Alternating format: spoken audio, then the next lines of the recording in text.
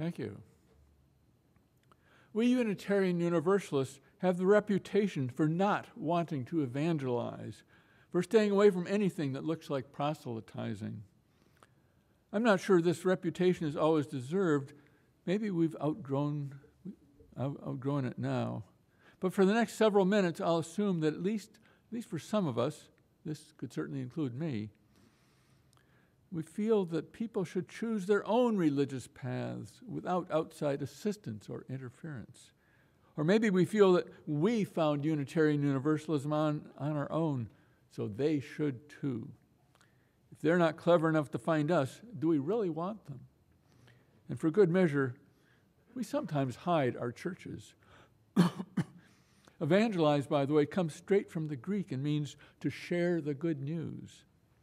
Usually this refers to the good news of Jesus Christ, but it can just as well mean the good news of Unitarian Universalism.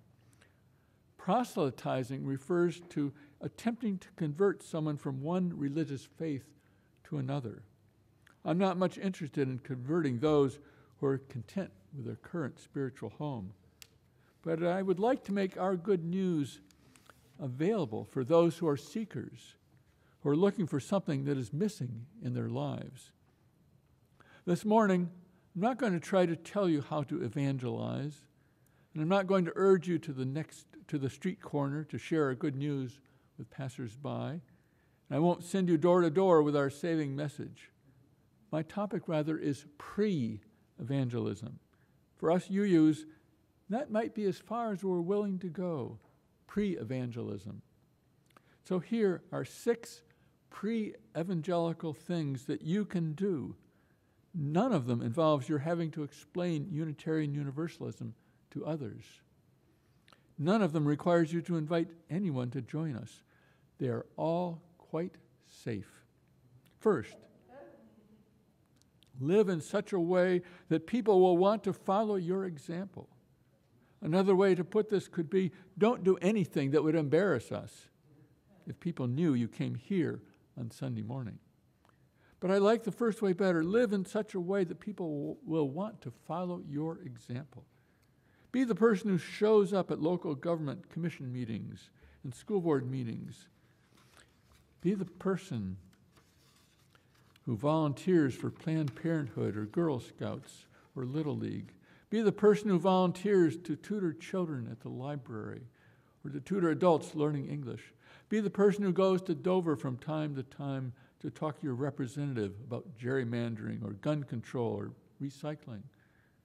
Be the person who volunteers to work at the polls on Election Day, either as a campaign worker or as a poll worker. Here's what I have in mind. A new family moves to town. They could be neighbors, co-workers, fellow students, fellow PTA members, someone you meet at the library. They are not firmly tied to a faith tradition, or the faith tradition that they were part of back in Ohio doesn't have a presence here, or is too far away, or they're not sufficiently welcoming. Whatever the reason, they are looking for a church. And they notice you. It could be how you treat everyone with respect. It could be how helpful you are, how you avoid exploiting others or putting them down. It could be how you refrain from laughing at racist or sexist or heterosexist jokes. It could be your care in recycling or your good judgment on social and political issues. Here's where it gets tricky. One Friday afternoon, they say to you, "What do you and your family do on Sunday morning?" We had a church when we were back in Ohio, but we're not sure where we would fit in now, here. Don't be alarmed. Here's all you have to do. Just say, "We go," or "I go," to the Unitarian Universalist Church on Polly Drummond Hill Road, right next to the park. That's all you have to say. You don't have to wait for their response. You could start coughing and run off for a drink of water. You could look at your watch and say, "Oh my goodness, I'm late. See you Monday." You could accidentally drop the box of cereal you're carrying in the aisle at Acme. You could change the subject to next Sunday's Super Bowl. But what if you're not quick with an escape gambit as you need to be, and you hear them ask, "Unitarian Universalism, what's that?" You're trapped. No, you're not trapped. There are a number of evasive responses you can make that don't put you on the spot and force you to explain what you feel you don't really know how to explain. You could say, oh, just check out the website, uua.org. It will answer all your questions much better than I could. Or you could say, I've heard that the best way to start is to go to beliefnet.com and take their Belief-O-Matic quiz. It will help you figure out where you belong. Or you could say, really, our minister or ministerial intern can explain it much better than I can. I'm sure they'd be pleased if you called them. Or you could rummage around in your purse or your pocket and come up with UU literature of some sort and hand it to them. Here, this will help. Or if you're really brave, and I'm not recommending this, you could say, Unitarian Universalists have a variety of views about God, but most of us would pretty much agree that God doesn't set aside the laws of nature. Or you might say, we're not sure what happens when you die, but we don't think anyone is going to hell. Or you could simply say, for us, the Bible is a source book, not a rule book. We've already moved on to your second pre-evangelical task. Be willing to acknowledge that you're part of this faith community. Now, we've been discussing this in the context of someone who respects you and wants to follow your example. But this challenge could come up in more difficult circumstances. It could be your mother calling. Hello, Jean. It's your mother calling. You've lived in Hockessin for over a year now. Your father and I were wondering whether you've found a church there. Or it could be your boss, late on a Friday afternoon. Sorry, Jean, it looks like we'll have to work over the weekend to get this project done. Of course, you won't have to come in until afternoon on Sunday, so you won't miss church. You do go to church, don't you? Or it could be the friendly young Mormons going door to door inviting folks to come to their church. What do you say to your mother, to your boss, to the friendly young Mormons? Are you willing to acknowledge that this is your religious home? Now let me take a time out and acknowledge that it is possible that not everyone in this Zoom room considers this their religious home. Some of you may be newcomers or visitors trying us out. I hope you'll be willing to give us another chance. The rest of February will be quite interesting. Check out uusmc.org. Some of you may be tuned in because your spouse or partner is part of this congregation. You're always welcome. Or are you willing to say to the friendly young Mormons, to your boss, to your mother, to your neighbor, I'm a member of the Unitarian Universalist Society of Mill Creek. If you make such a confession, I can imagine 4 kinds of responses you may hear. Some just won't want to go there and will move the conversation on to another topic. With them, you're safe, you're off the hook. Some will plead ignorance and ask about Unitarian Universalism. You know how to respond to them. Refer them to a website or to the ministers or give them a copy of the purposes and principles or other literature. The third group will say either, oh, we used to go there, or we don't go to any church, but if we did, it would be the UUs. This could be the beginning of an interesting conversation, but if you want to play it safe, move on, change the subject. It's the fourth group that may be a problem for you. You're the folks who don't believe in Jesus, they may say. Or you're the folks that Garrison Keillor used to make fun of every week. Or I hear you're a bunch of, you can fill in the blank. If you're up against hostility, you probably don't want to get involved in a conversation. Indeed, you're not likely to change their views no matter how hard you try.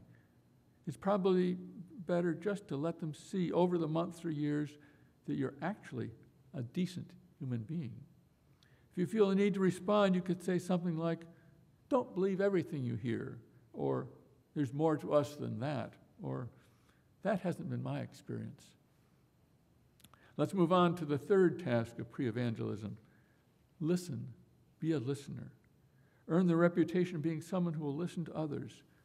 This may sound easy, but it's not. At least for some of us, me for example, it's not. It could be a neighbor telling you about tensions with a spouse or partner.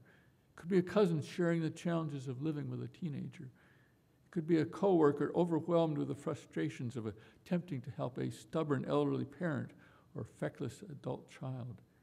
It could be a person at a party concerned about the prospect of eternal damnation. Here are a few suggestions on how to be a good listener. I realize that there are probably those here or out there with greater expertise than I on listening. First, give the person who is talking to you your full attention. Don't be on the lookout for a better conversational partner.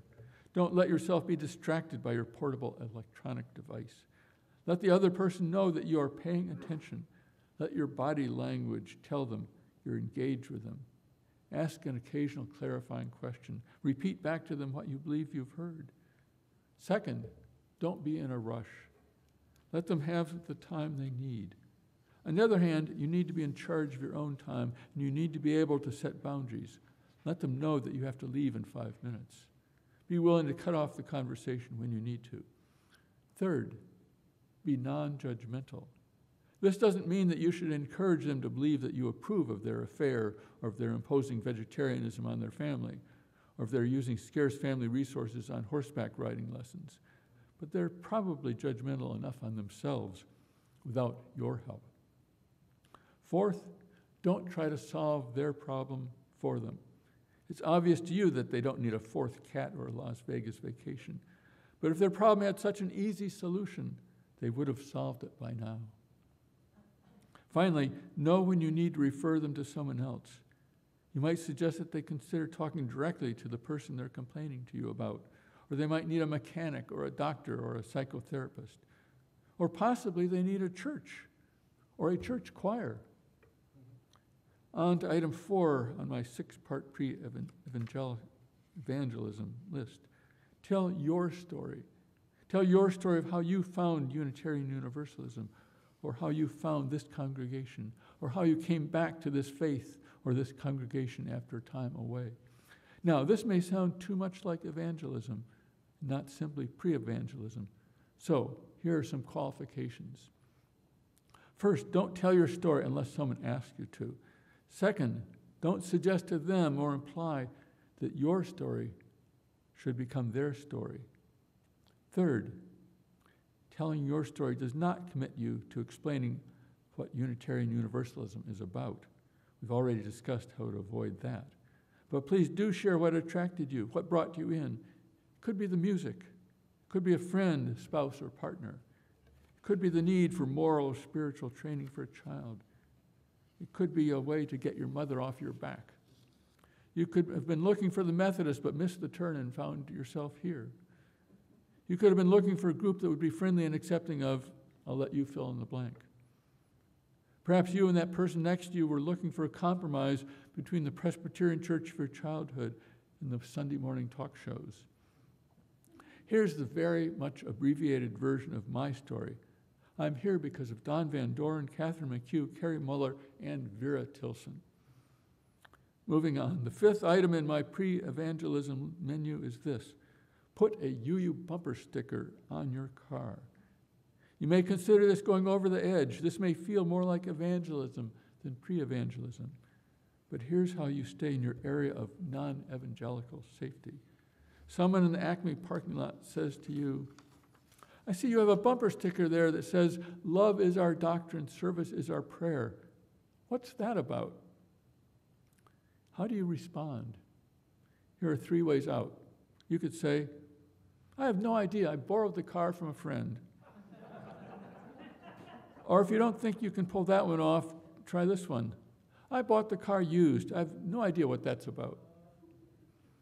Or here's another response. Where did that come from? Someone must have slapped it on my bumper while I was shopping. We reach finally the 6th and final pre-evangelical assignment. Some of you will consider it the most difficult, while others of you will consider it the easiest. Some of you will wonder why this one is on my list at all. Here it is. Support this congregation generously. I'm talking about financial support, financial generosity. What this means, of course, will vary from person to person. And not just this congregation. The National Association of UU Congregations, the UUA, needs our support, our individual support. And don't forget the UU Service Committee and our 2 Unitarian Universalist seminaries, training the next generation of UU ministers. That's Meadville Lombard in Chicago and Starr King in Berkeley, California. But why, you ask, is giving money in support of Unitarian Universalism a pre-evangelical activity? When you support a cause financially, you feel more committed to it. You feel more ownership of it. You identify with the cause. You want it to succeed, to thrive. I didn't make this up, by the way. As a result, you're more likely to acknowledge that you're a UU and that you're part of this congregation. You're more likely to stick up for it when others are critical of it. You're more likely to correct misunderstandings.